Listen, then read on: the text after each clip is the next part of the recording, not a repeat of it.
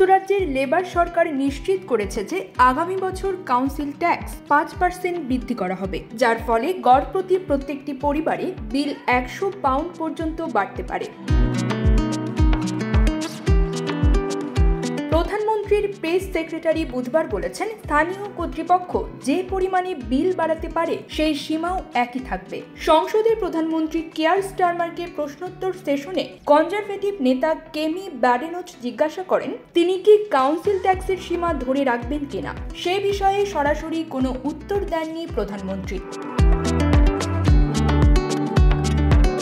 কমন্সে বক্তৃতাকালে Starmer এমপিদের বলেন সবাইকে জানানো হবে কি ব্যবস্থা নেওয়া হতে পারে। পরবর্তীতে বুধবার প্রধানমন্ত্রীর প্রেস সেক্রেটারি জানান ট্যাক্স বর্ধনের সীমা একই থাকবে। তথ্যমতে জানা যায় কাউন্সিল ট্যাক্স 5% বৃদ্ধি বর্তমান মুদ্রাস্ফীতির স্তরের প্রায় 3 গুণ, যা অক্টোবরে 1.7%-এ নেমে এসেছিল। 2021 সালের পর প্রথমবার এটি 2%-এর নিচে নেমেছিল। সরকারি পরিসংখ্যান অনুযায়ী ইংল্যান্ডের স্থানীয় কর্তৃপক্ষ কর্তৃক 2024 থেকে 25 সালের জন্য নির্ধারিত গড় band D council tax 2171 pound ছিল, যা আগের বছরের তুলনায় 106 পাউন্ড বা 5.1% বৃদ্ধি নির্দেশ করে। ক্রিমিনাল কিংবা পুলিশ কেস নিয়ে জীবন বিপর্যস্ত, বিট সলিসিটরস রয়েছে আপনার পাশে।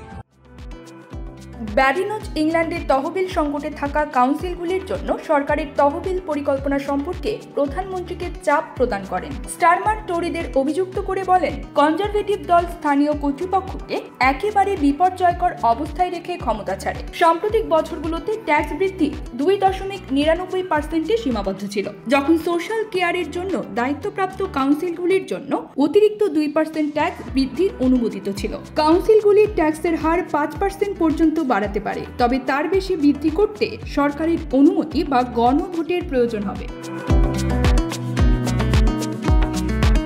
উল্লেখ্য যে স্থানীয় সরকার অ্যাসোসিয়েশনের এক জরিপে দেখা যায় 4টির মধ্যে একটি কাউন্সিল জানিয়েছে তাদের পরবর্তী 2 বছরে দেউলিয়া হওয়া থেকে বাঁচতে জরুরি সহায়তার প্রয়োজন হতে পারে, তাই কাউন্সিল ট্যাক্স বৃদ্ধির সম্ভাবনা রয়েছে।